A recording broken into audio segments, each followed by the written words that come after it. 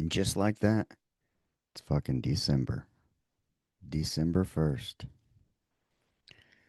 Since I'm not monetized on YouTube yet, throwing out the F bomb in the first how many ever seconds isn't going to matter. So, yeah, YouTube, go ahead. Do something. Happy Monday, everyone. Welcome to another episode of the Men of the House podcast, and it is December 1st. Wow. Where did the time go? 1 month left, and it'll be 2026. For all the viewers, turn on the little candlelight back there, brighten it up in here as I'm looking like a single piece of gray camouflage blending into my laptop and shit for the viewers. We got a little cold snap here in Tejas, and yeah, 40 something degrees outside, but feels like 30 something, and we're not quite used to that, and it's cold. I've been in house shoes, long socks, sweatpants, kind of a hoodie. I have a thin hoodie on, which is kind of like this under thing I wear under some other things. But man, it's been fucking cold. And this office and room where I'm at, it's the hottest one in the summer, so we put a window unit in. But it's also the fucking coldest in the winter. So you see, I got my little fireplace over here in my office. We got one in the bedroom, and I'm gonna plug in heater in the bathroom, as that's probably the coldest damn room because it's big. Yeah. And where my wife's dog's sitting, they kind of got the same situation going on. It's like the heat stays on one side of the house and not necessarily where she's at. But, that's kind of the way it works sometimes. But what are we going to talk about this Monday? So, normally I would do interviews, and I'm going to talk a little bit about that. I'm going to talk a little bit about some other stuff I've been exploring. Um, some things I'm starting to understand and realize, like about myself, maybe about the world. Man. Hmm. But yeah, so lately I have noticed I I've been watching a lot of interviews on YouTube. Some people watch series, movies, Netflix, Hulu, whatever. I like that kind of stuff. My wife and I do sometimes, but I actually, when I want to sit down and watch something, I'm usually watching YouTube and I'm watching a podcast.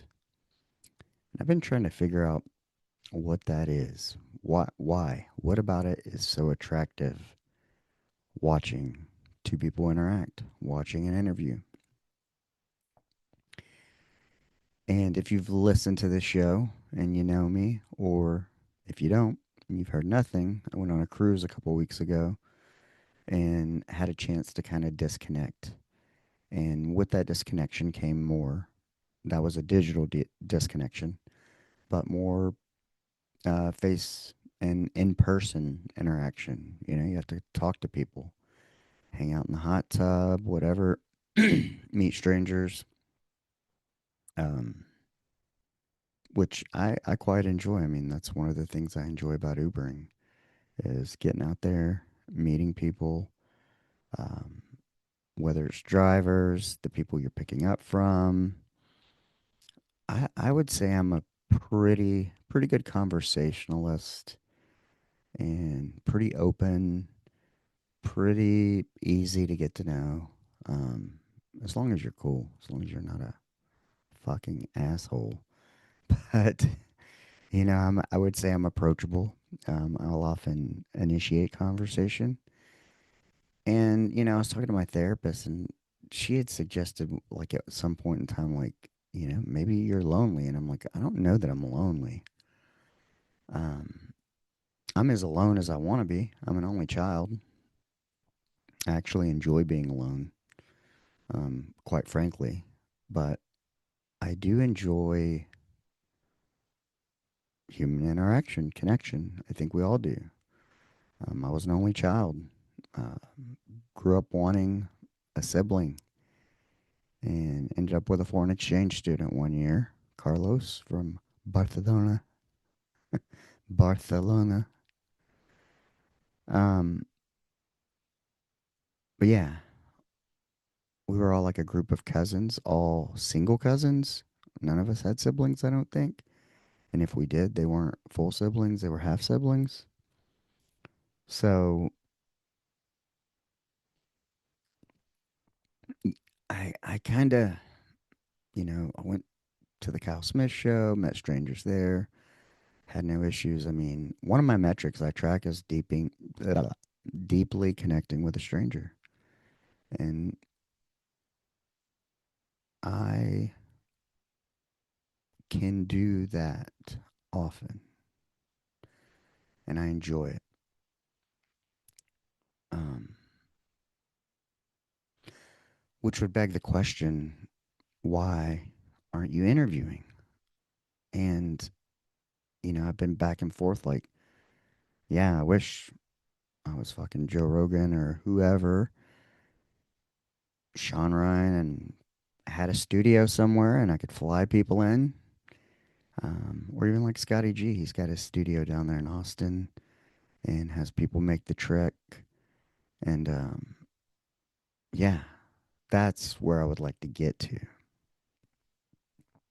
Like I just finished watching the Sean Ryan Jocko interview last night. It's 5 hours, 5.5 hours. So I watched it over a couple of days, here and there. But for me, it's like learning. It's perspective. It's um, remembrance, heartfelt stories. Some of the same stuff that I have here on my podcast. But I need to get it to that next level. And that only helps. Well, it's only going to happen if you guys like, subscribe, and share. You got to share. If you like it, share it. Um, more people need to hear it.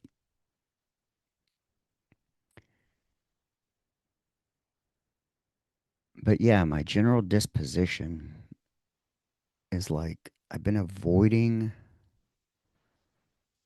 Podmatch somewhat.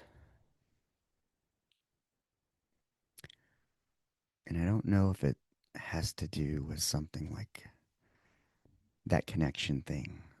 Like, I've been watching a lot of Chase Hughes, and, I say the same thing in that we're so connected but disconnected at the same time. We have the means to be connected more than ever, but we're disconnected. And he says, well, that's because people are almost mistaking like this social media connection. It's like a placebo kind of, you know. And so we feel like it's actually, I guess maybe like we're connected because we're on these devices and we're always talking to somebody, chatting to somebody. But it's not near the same that you get in person. It's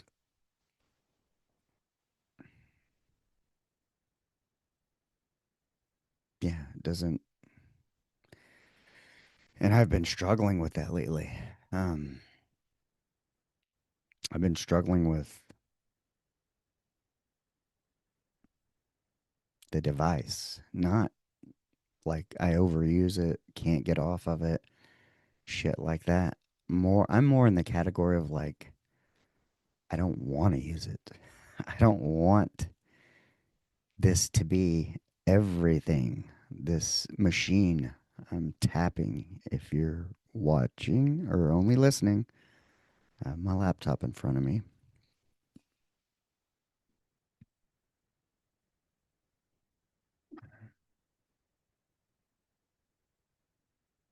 I mean, it's twofold. It's the double-edged sword. It's allowed us to break out of, I don't know. I'm a lot of Chase Hughes and Andrew Bustamante right now. If you listen to either one of those, I mean, if you feel like America was set up to produce in our school system and everything's set up to make little doers, make little manufacturers, make citizens that can show up at 8 and leave at 4 or 5, get their little 5 or 10 minute breaks between classes, their 30-minute lunch. Um, yeah, that's the model. But with these things, we've got remote work, we can work from anywhere, we can reach anyone. I mean, I've got listeners in, oh, how many places? Let's check it out here. Let's look at the stats. What? You are not connected to the internet. How did that happen? That must have been like, hopefully I don't fuck up the recording. All right, here we go. Locations. Let's look at locations. All episodes. So, we have 2,503 episodes from North America, only 33 downloads. South America, not very popular there. 579 over in the Europe, 363 in Asia, 18 in Africa, 123 in Oceania. So 59 countries and territories and 574 cities. That's where the men of the house has been. So, thank you. Thank you all. But this little thing right here has allowed all that. However, it's gone from like a tool and instrument to facilitate things being better and faster and easier to these soul sucking life machines that people can't fucking live without. Everything. I mean, I've been doing a lot of Gen, um, you know, been talking about Gen X lately. I've been seeing a lot of articles on Gen Z, which we have two children in that one, and then we have a Gen A. And I was reading these things today, and it talked about how Gen A, the iPad generation, definitely 100%. Gen Z, that's 97 till whenever, they talked about them being kind of the before social media and after social media. But I think I'm probably on the end of Gen X, and, we're in that category too. Probably more so than Gen Z because we were born in the 70s. I mean, Gen Z, what starts in 1997? I fucking graduated in 93, okay? The only thing you did on a computer was typing, practicing, learning how to fucking type. I mean, I went to UIL on an IBM Selectric 2 typewriter in 1991. So, yeah, I thought that was interesting. I'm like, because I'm trying to figure out, I'm in this place like, I love, you see Bill Murray there. Stripes, one of my favorite fucking movies. Woody Harrelson, love that dude. But I mean, yeah, those guys got assistants, or you hear the lore of they just maybe they have a phone that they can text their kids and stuff. If not, assistants will take care of it, or but you hear like they don't use email, they don't do this, they don't do that. I'm sure somebody's taking care of it, but yeah, that's how I would like to be. Like if I could have to not deal with it, I would be okay. 100%. And if you're listening and I've missed you on social media, my apologies, sort of, in that, I just haven't been spending as much time intentionally because I haven't had the desire. And in the state of the world that it's in, with all the division, and that they program the algorithms to intentionally irritate you, or mm, yeah, they're going to show you some shit you like, but then they're going to show you some shit you don't like. They're going to show you some stuff to incite emotion, because guess what emotion creates? Oh, outrage. I got to share this. I got to tell everybody about this. Yeah, anger. They can incite that. They can get you to share it. They can get some creators whose whole fucking shtick is just to talk about somebody else's video. You know, they get to share that. And then it keeps getting fucking reshared and replayed, because that's some people's whole thing. And that's what they enjoy. Um, Unfortunately, I do not. I would like to get some value out of what I'm watching. Now, if I want to be entertained, then I'll seek out something entertaining. However, most of the time I'm looking for something that's of benefit, be that spiritual, mental, self improvement, anything. Maybe something giving us the fucking truth. But yeah, Gen X, Gen Z.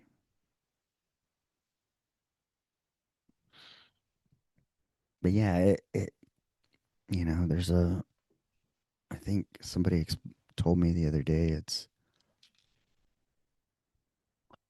maybe it's the nostalgia, um, of the way things once were. And you can't put the toothpaste back in the tube. I mean,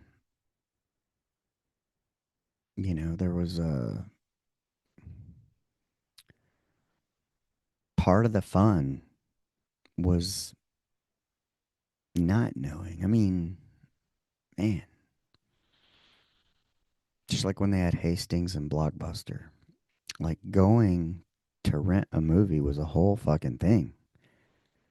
I mean, either you had dinner and then went and got the movie, or you're like, hey, we're going to get a movie, then pick up some food and watch the movie. Like, walk around the store. You got to see if it's there, see if it's like in the currently, like, did somebody just fucking return it while you're waiting for it? Um, that was a whole thing.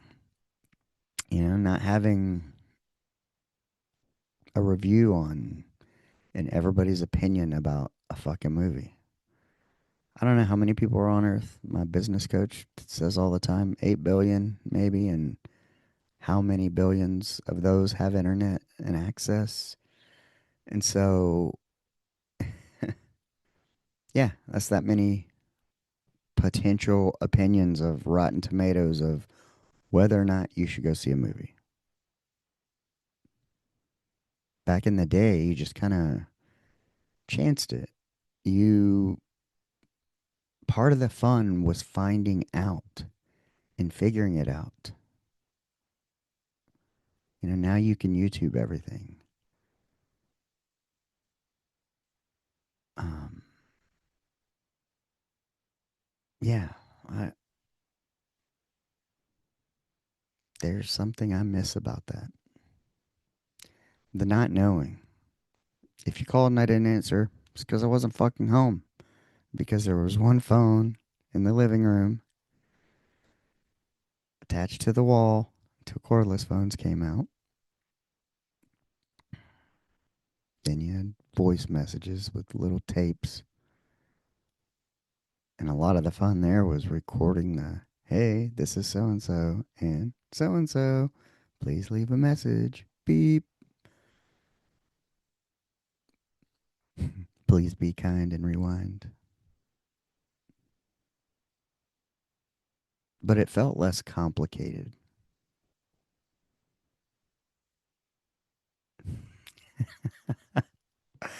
The government was lying to us, but we didn't know because we had no way to look into it. So it's patriotic, as apple pie and baseball, and it was just so different. John Rambo, Sylvester Stallone, he's probably 5'4". Looks like he's 6'2", jacked special forces dude, and Rambo. Um, yeah, I miss it. And there's a part of me that's like, it just keeps going and going, and we're in this turbulent time, sort of, sort of. If you're, it was interesting. I was watching or listening to a podcast, and I cannot remember who said it, but it was kind of the proof of like these fucking machines and the people that use them. Clickbait, manipulation.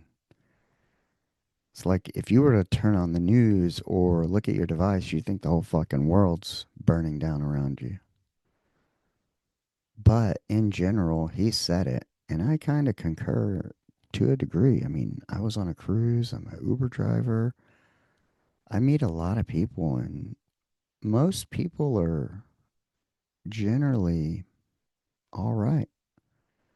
Want the same shit that you do, man. They just want their food hot. They want to be able to pay their fucking bills, want their families to be safe, you know? The same shit, waiting for their tax return, just like you and me. I'm still waiting for last year's IRS. I'm sure you're listening.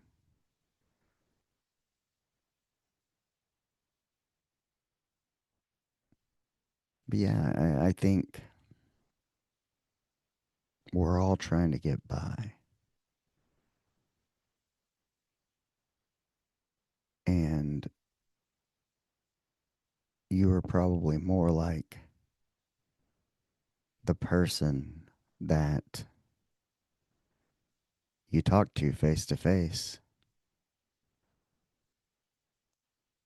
but then you turn on the news or you get on your device, and all of a sudden you're you start kind of getting categorized and put into groups. I mean, even Facebook, we have groups. I have a private accountability group.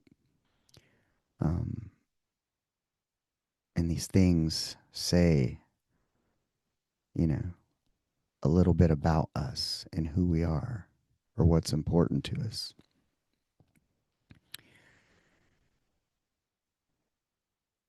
Mm.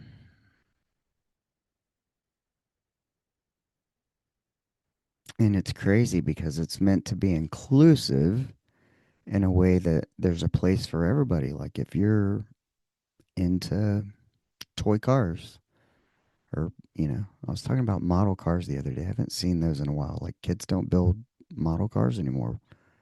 Somebody's like, probably because of the airplane glue, but toluene. I had a professor, we used to call him Dr. Toluene, taught chemistry. However,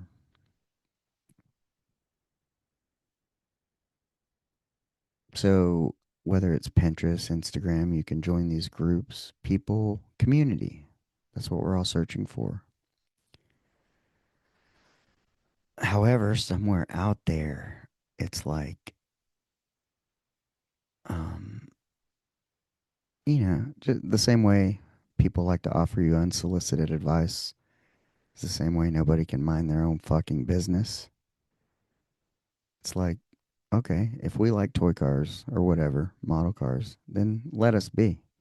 But no, there's always like an asshole out there who's gonna jump in, chime in, and, disrespect it, whatever it is. I'm using model cars, but it can be anything. Anything that you kind of identify with, I guess you could say.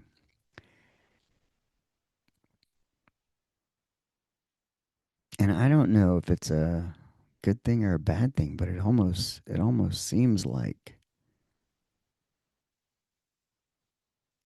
old Zuckerberg with Meta and stuff. It claim he's a genius and he invented this thing and for people to have a place, but hmm, could it be that the government just did it and said this little knucklehead's behind it, this little broccoli head, the 1,000 pound ass head afro?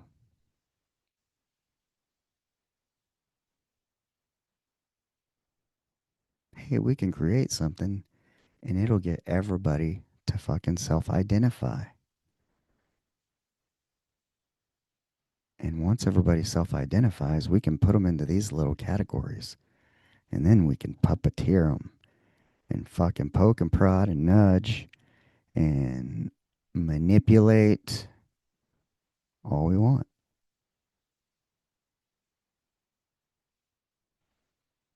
All we got to do is create the thing, create the platform. Oh, and humans will do it because, yeah, they're dumb. We are. Hmm.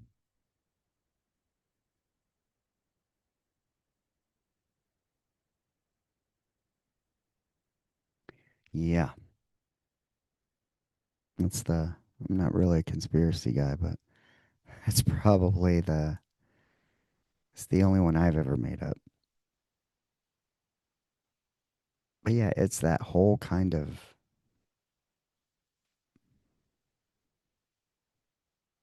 There is a truth to it. We can get people to identify with it just by giving them something that puts them into groups. We fool them into think they're joining communities for connection. But what we're really doing is sorting people and classifying people because the more we know about them, the more we can control them and manipulate them.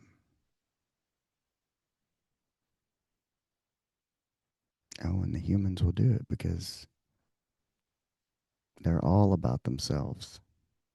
Hey, look at me. Look at what I'm doing. Look at what I got.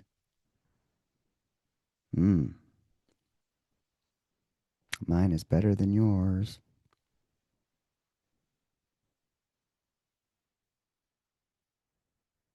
Yeah,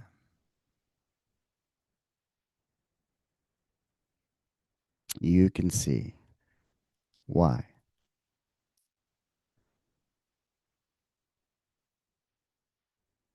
I am not in love with these things.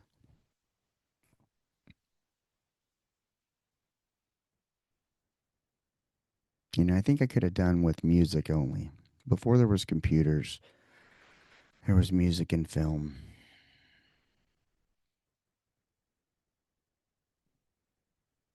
But I mean, now it's like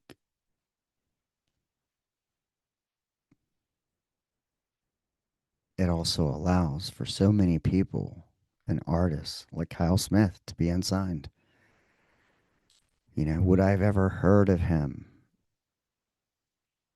if music had remained the way it had? If there was never a Napster in digital style and it had to be like that old school way of like you have to be on a record label or whatever. Somebody has to write about you in a magazine and that magazine has to be on the stand and or you have to hear them or see them open from another band, something like that, or a flyer.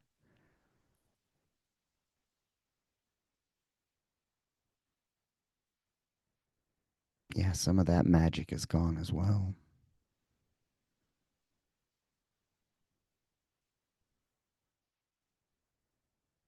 But there still is magic. Like when I saw Venison, shout out to them. They fucking blew me away. Sugar Waves out of Austin was pretty good too. I like them.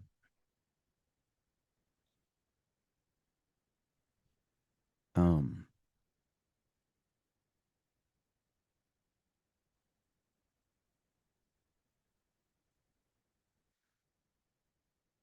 but yeah, I feel like I'm in this, this weird thing of like, hmm, just feel a little bit out of place.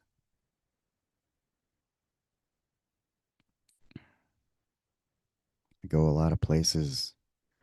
I see a lot of things. Everything feels a little out of sync, if you will. Like, I don't know that I could go back into corporate healthcare because, I mean, it just has a different feel than it did 5 years ago. I mean, everything's got a little bit of a different feel, you know? Once everybody learned they were fucking lied to by the government and mm,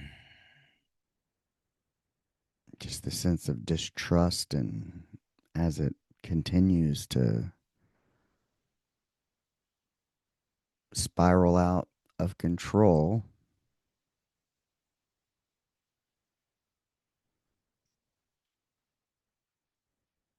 with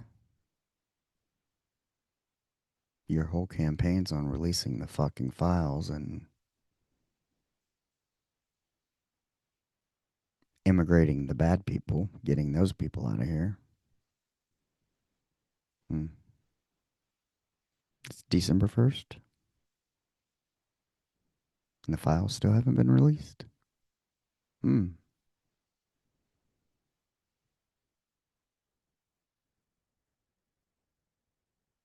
Yeah.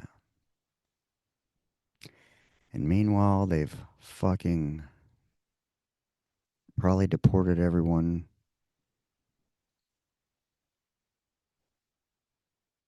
that should be here. Yeah.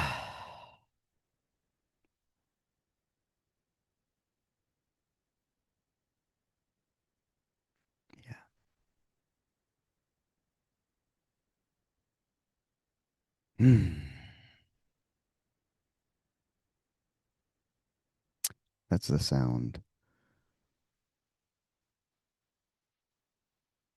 when the wind gets sucked out of your sails. It's the sound of disappointment. It's the sound of confusion. It's the sound of concern.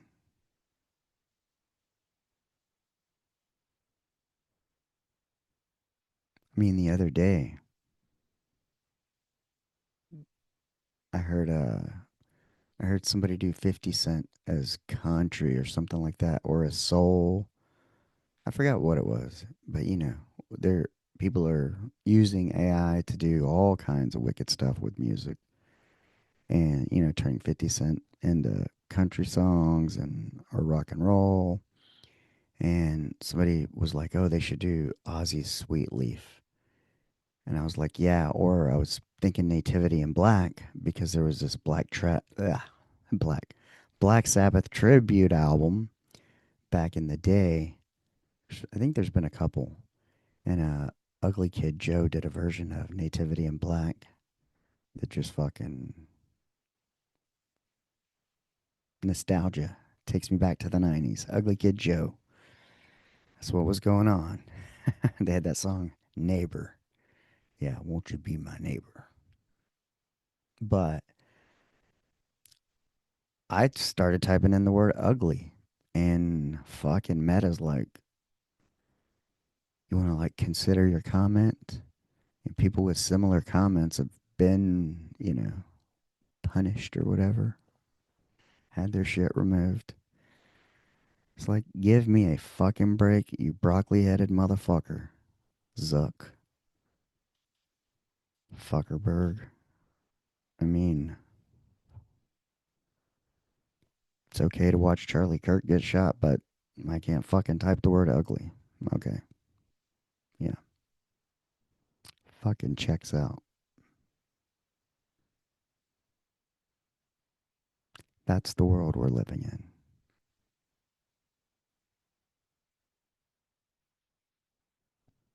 And it's bumming me the fuck out.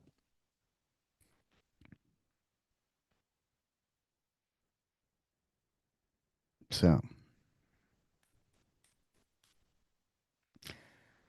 one of the names that came up as I was watching the Sean Ryan show with Tucker Carlson, and they brought up Nick Fuentes. I had never heard of him. I asked my 22-year-old daughter if she's heard of him. She hasn't answered me yet. But I'm kind of curious. And so I had only heard what, you know, that interaction was like, or kind of, I didn't really research him because it's been Thanksgiving week and I got better shit to do than research Nick Fuentes. However, it did. Um, Today, I don't know what I was watching. My wife's dog sitting, and myself, I'll often fall asleep to a YouTube interview, and then things keep rolling and keep playing, um, and it's usually probably something related to military history, CIA, self improvement. But a lot of the long form ones I watch, like 2 and 3 hour interviews, they'll roll into like another similar, because it's got my algorithm down. Although my dad gets in there and watches The Voice, and sometimes that'll pop up in there. However, it never autoplays, thank God. If I had to wake up to the fucking Voice, I'd be mortified. I don't like that show, but my dad does, and there's a lot of good singers. It's just not my thing. The Voice, The Chair, America's Got Talent. Although I did see Cass Haley on there, which I dig him. I didn't know he was on there because I don't fucking watch that kind of bullshit. So, but yeah, it is a great way for, I guess, aspiring people to be debuted. Or, wonder whatever happened to that. Was it William Hung? She bangs, she bangs. Yeah. Or they set you up to be, you don't know you're the joke. But I'm sure he's doing fine.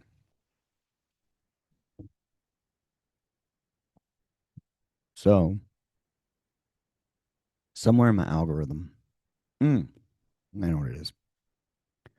So I've seen Chase Hughes before, or I seek out to watch him. And one interview I came across was, I believe, Jack Neal. And so he's in my algorithm.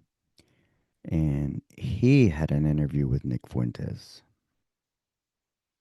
So that popped up, and I thought, what the fuck? Let's give it a whirl. Let's see what he's all about. Why he resonates with the younger generation.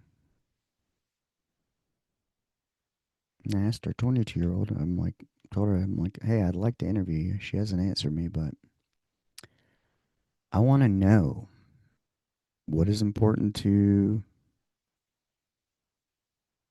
the younger generations.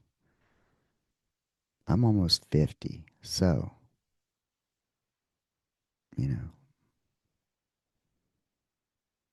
another 25, 30 years, maybe 40 years if I'm lucky, maybe 50. Technology keeps going. I stay healthy.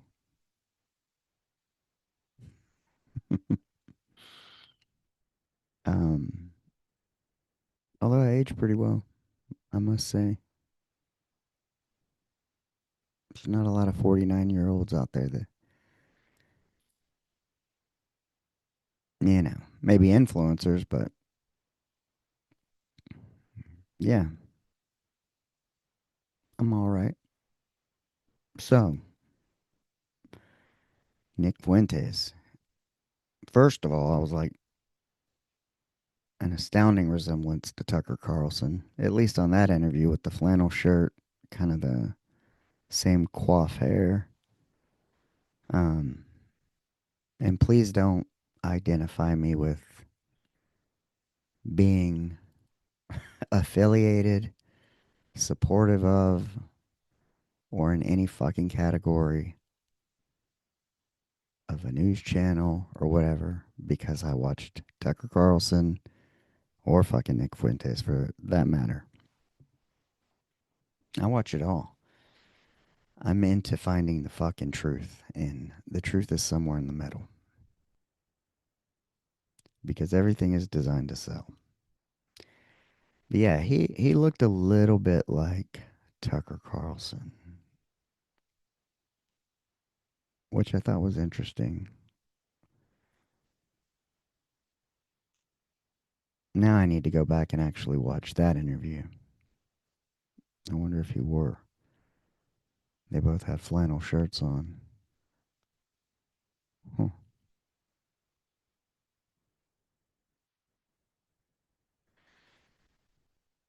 But it's supposedly, I don't know people in that age group, the young people identify with him.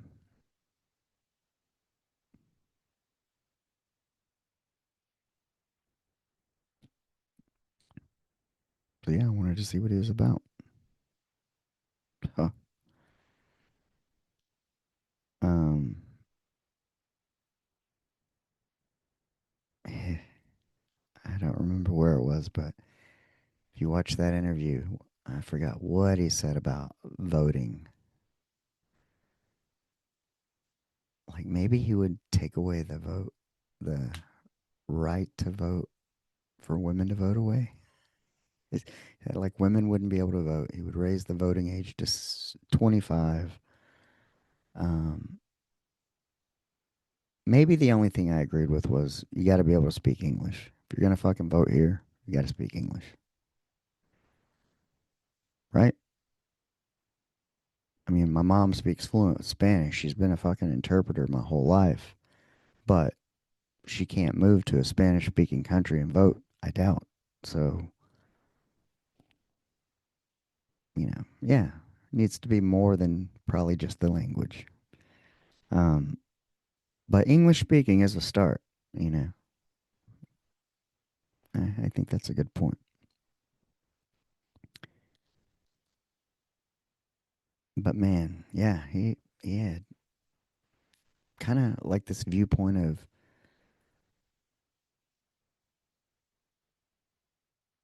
you have to be in a position where it makes sense to vote. Like you have to have some skin in the game somewhere. He did have some interesting correlations or interesting viewpoints about what was it, Trump getting shot in the air a couple days later, nominating J.D. Vance, who is what friends with the Palantir guy, and um, and he's like a newly minted senator, only 2 years, and now he's the vice president. Of course, Palantir's shit is taken off, and some little other underling who's gonna build something. Of course, now they're going to be doing it in Ohio, where JD Vance is from. And yeah, it's all related. Everybody's scratching each other's back, kind of a thing, or sucking each other off, however you want to call it.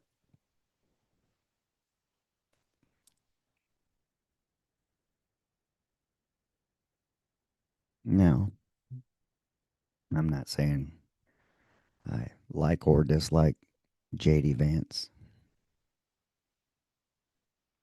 but hmm, mm, I'll just say he brought up some interesting points. You know, that's all. But all of it. Yeah. I mean,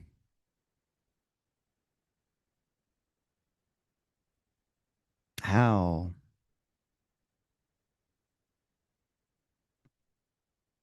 how is the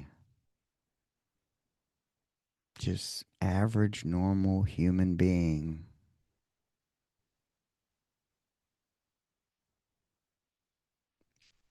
get anywhere, make any headway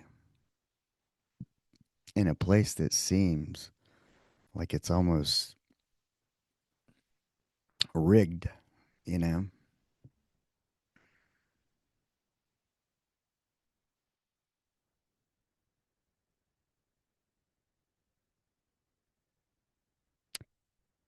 It's the same way that cities approve and or deny what businesses can and cannot operate and the codes and this, that, and the other. And typically there's a bunch of, what is it, quid pro quo. And, once one person gets like a stake, it's like, hey, if I own all the Chick fil A's in Tyler, it's like nobody else can open a Chick fil A within X amount, not in Tyler anyway, but I can open some more of them. So it's kind of like, the money stays with the money. They keep it circulating amongst themselves. Um,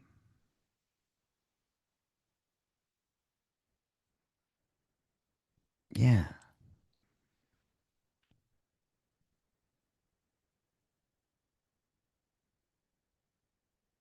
it feels a little dirty to be American. I mean, I feel like I've always known this. So in a way, it's weird because I think as a Gen Xer, like you had kind of like maybe this blind patriotism type of thing. Even though you knew, if you were as into the military stuff as I was, you knew that the government did shady shit. Um, but you always thought it was always for the benefit of the American people. And of course, starting with COVID, and you keep fast forwarding and you just see the way shit plays out. And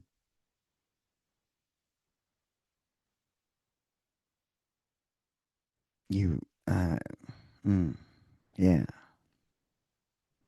just feels dirtier than that, I guess you could say.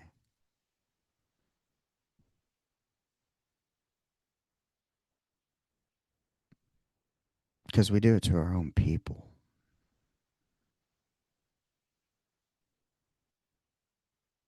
you know?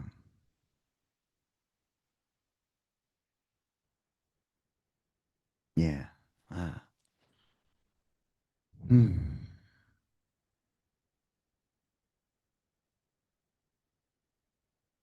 almost like modern events just confirm what I've always known or thought, but it's almost like once it's confirmed and you know, like you feel a little icky.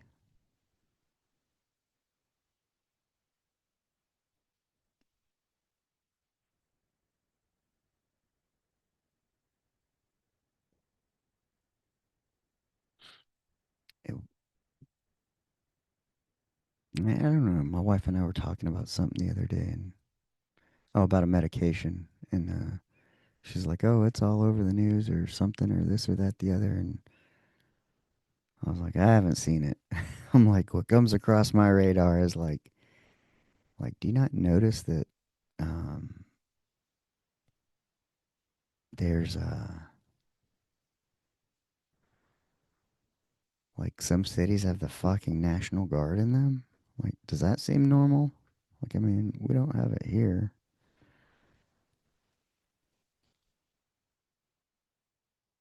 but what is going on in the world that we have, you know, if you have disasters, I guess like in Guam, I guess in the 80s or 90s when they had to hand out MREs and shit, and or like hurricanes, Katrina, all that.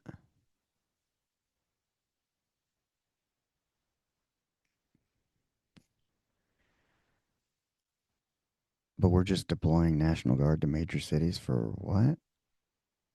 Is it the police can't handle it? Did they defund the police?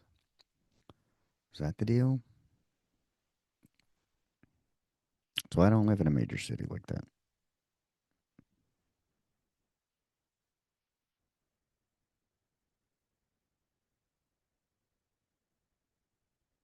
I try to kind of stay out of that stuff, but it's disturbing. I mean, from one human to another, as a person who loves people, um, who has a genuine love and care and concern, I mean, so I've dedicated my life to service. To see people act that way, especially when you feel like it's untrue. You feel like it's being orchestrated, if you will.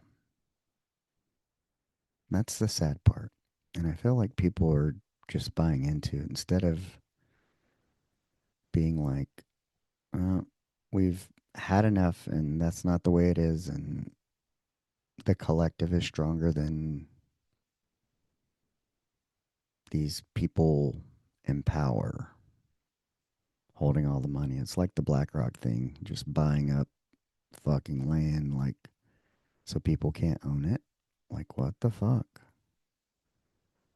I mean, that used to, I mean, maybe, yeah, there should be laws, I guess. Like, if you're I'm sure it would require something super fucking extenuating for me to purchase a home in Italy or Japan or Spain or something.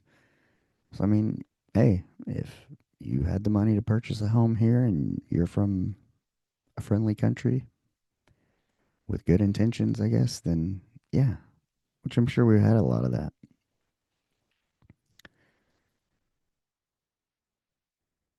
All I'm saying is there's some things that seem like common sense that we've kind of fucking blown way out of proportion in this effort to be fair and inclusive, I guess. Um,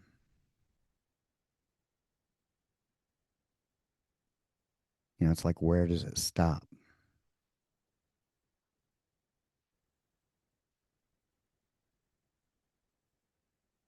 There has to be boundaries and or laws.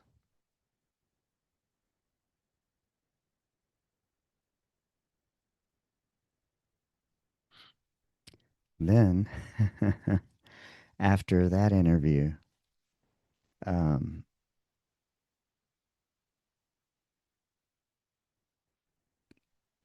a come across my screen pops up It said Elon Musk, and I can't remember what the title was of the video, but I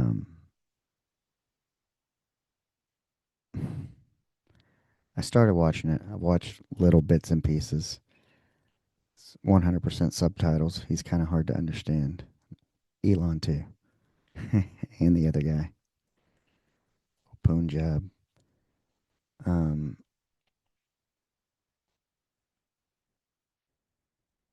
they were. I don't know what they were talking about. I, you know, I don't know. I'm like, is it really Elon, first of all? Or is it like AI? I haven't really seen Elon on too many podcasts. I've seen him on Joe Rogan the one or two times or something, maybe. But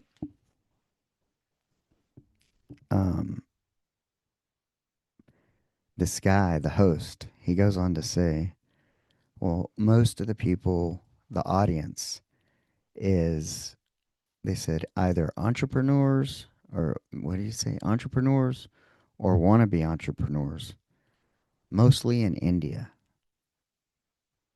I'm like, and it was funny because Elon's face kind of, like, there's this long pause, and so the guy was like, so I want like kind of your answers, and I'll try to keep my questions centered around that target audience. And he has this look on his face like, uh, okay. And um, the next words out of his mouth was, he goes, make useful products and services. Oh, no shit. Holy fuck, Elon. That's why you're the man. Make useful products and services. Maybe like some shit that rescues the stranded astronauts. Yeah, I don't know. They say he's from South Africa, but I'm not certain that he's really even human. He could be alien. I don't know. I heard he's got like 9 kids, or is it 14? I mean, he might be an honorary Mexican. I don't know. Just saying. Just saying. But we're going to end it on a different note. My favorite, my favorite moment of the week. And that was, I took my daughter to go meet a friend, and she went and saw Wicked too with a friend because the friend didn't have anyone to go see it with, even though my daughter had already seen it. And the other girl's mom went and stuff. And when I picked her up, she went, you know, get ice cream or whatever. But she's like, "Daddy, can we play some of my music? Can I play for you some of the music that I listen to?" Because her and I kind of been bonding over music lately, and she's been wanting to pick up the guitar and all that kind of stuff. And so yeah, I was like, okay. So my phone was plugged in, connected as always, and she took it and started playing Tyler the Creator, Flower Boy. I think that's the album. And I'm listening to it, and I've heard of Tyler the Creator. I'm sure I've heard his stuff. Um, I know I've seen him on Ridiculousness, 100%. And then we're talking. I'm like, what do you like about it? Do you like, is it the beat, the words? One, because I want to be able to explain to her, or uh, let her differentiate like the sounds. Hey, what's drums, or what's a drum machine possibly? Or, what could you do with a keyboard? Because as she's interested in the guitar, um, we were playing like with the electronic drum kits at Guitar Center, stuff like that. I want her to be exposed to everything because, I mean, she's played a few things at school. I think they played ukulele, recorder, jambas, or hand drums, something like that. And Um,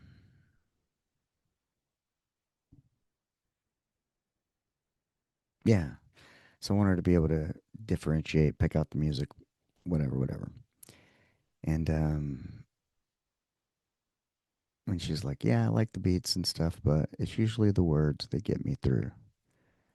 And I was like, "Yeah, well," I go, "Well, that's why Kyle Smith was important to me." So all if you want, you see everybody. I got the Kyle Smith myth deck and the poster and stuff, and I'm probably gonna change all this up here in a bit, is what I'm thinking. But it's kind of like entering a new period. But I was able to tell her, like his words, and because she's 12 now. When she asked me to quit drinking, she was 9, and when I quit drinking and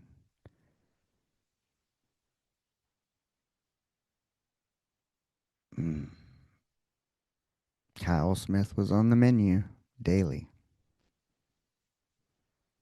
His words, his music, that's what got me through. Kept me off the sauce.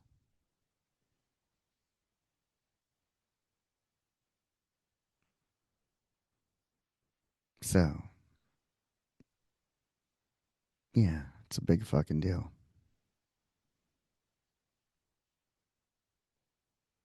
And I wanted her to know that. And that's why I had him sign 2 guitars to her.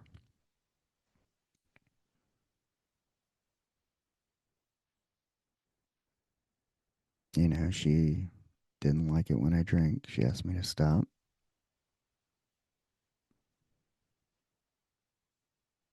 and I did.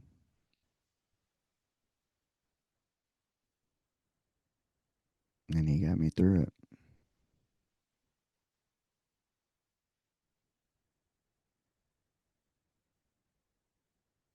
And now she's got a couple of guitars signed to her, and she got the drumstick. She snagged that, and we're going to put matching Kyle Smith stickers giving the finger on our guitars. So we're matching daddy and daughter.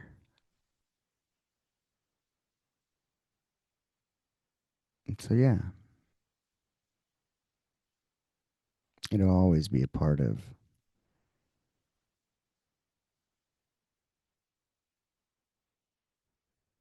that, that part of my life, the part of her life. Um,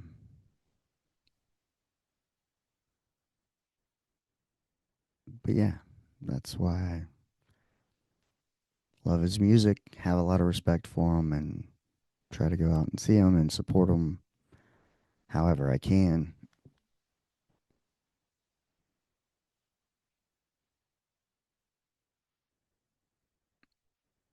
And now it's bonding us. And she bought a Sublime shirt not too long ago. She picked one out and was like, can I get this?" And I was like, "Yeah." And when we were done listening to Tyler the Creator, I was telling her um because this song we listened to, she goes, "It's really like 2 songs because it's like 8 minutes or something." And I said, "Oh, Sublime has this song. It's kind of like that. It's after Don't Push 544 6, I think, or 5447 47. I forget the name of it, but da da da da da da da. Um, that song. People listen up, don't stand too near. Something that you all should hear. Yeah. So we listened to Sublime, and then I sent her the new Kyle Smith Sugar Shack sessions, and then because she was listening to Tyler the Creator, I decided to put on some Chali Tuna from Jurassic 5, who I know Kyle Smith likes, um and I told her about Jam in the Van because he has Coming Through with that. And then I showed her on YouTube Andy Frasco and Charlie Tuna, the whole band playing, because I let her hear like the standard version, which would probably be more like drum machines and stuff like that, beats. And then I showed her like the live version of a band playing it with guitar, sax, and all of it. Um, because I want to show her like just like Kyle Smith does a Dr. Dre song from The Chronic, and oh, dude, it's just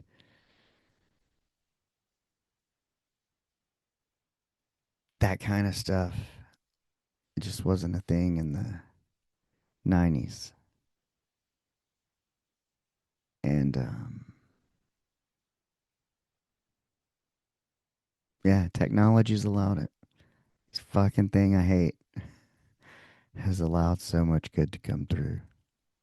We just have to fucking roll with it and evolve with it. And I don't want to. Ugh. It's like I kind of don't.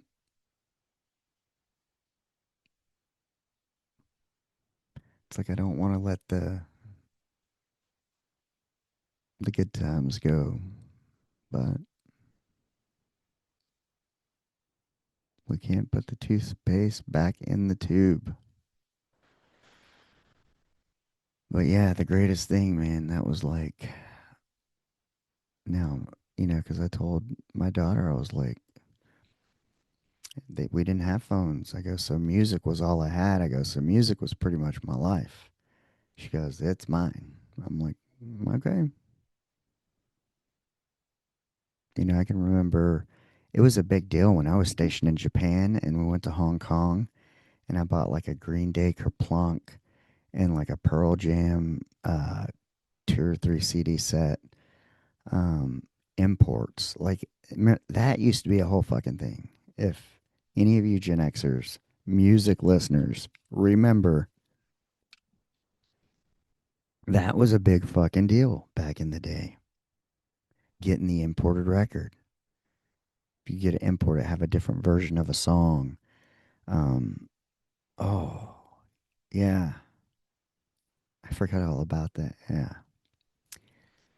And so, yeah, that was the highlight. Me and her bonding over music, taking her deeper, explaining, you know, the new Sugar Shack album. This is acoustic, like showing her the many forms that music takes and what it sounds like differently.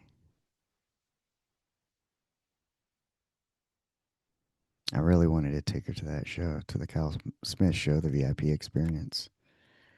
But it was 18 up only, so I took my dad. But I was glad I did because that was a great moment for he and I to spend together as well.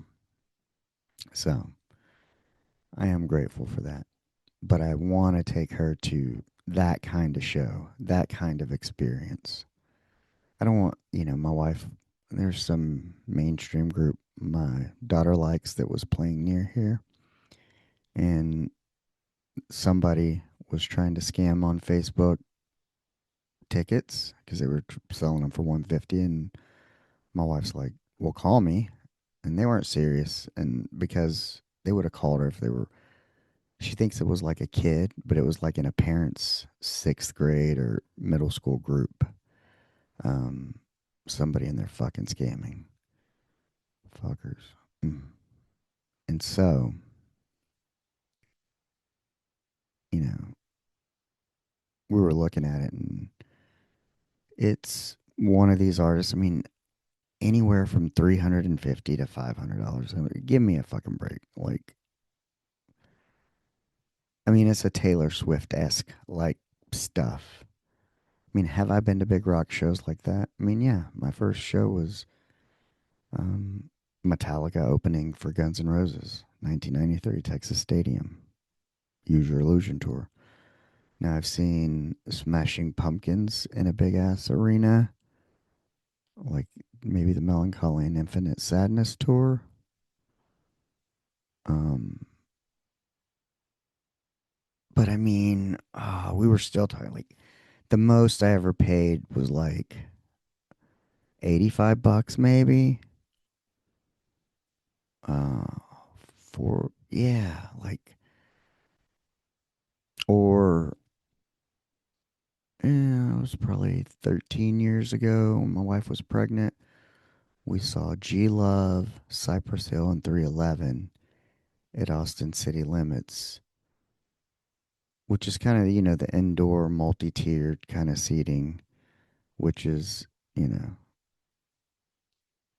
but I mean, probably 60, 80 bucks. I don't know. We saw Bruno Mars, maybe 80 bucks. I don't know where the fuck these ticket prices come from, but it's ridiculous. I'd rather spend, 200 and something and get the VIP Kyle Smith fucking experience and show before I bought one ticket to be like in a fucking sea of people, like where you can't even see the person. You're just fucking watching the Jumbotron, maybe? I don't know. Like, I don't know. I don't get it. But it's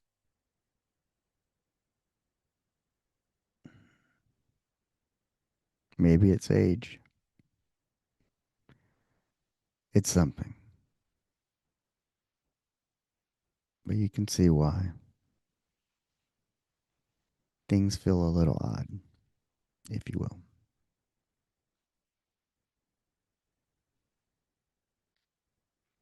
But if you can relate,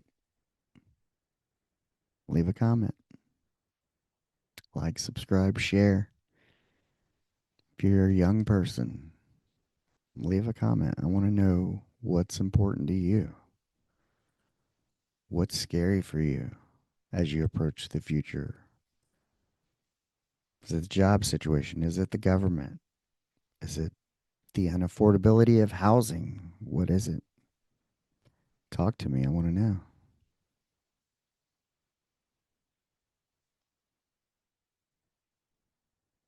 But, while we're out there, like I said, and whoever else said, they travel a lot. People, we all want the same stuff, man. We just want fairness, right? We want to be okay. We want our loved ones to be okay. And we don't want to fucking struggle to decide between paying the light bill or whether your kids or yourself gets to eat or whether or not you can get to fucking work because your car works or your car doesn't. If you need a mobile mechanic to come to you, call me. I know someone. Easy. Ezekiel. I'll give you his number. Easy's Auto Care if you're here in Tyler. Look on my Facebook page. DM me. He'll come to you. Fair, real person.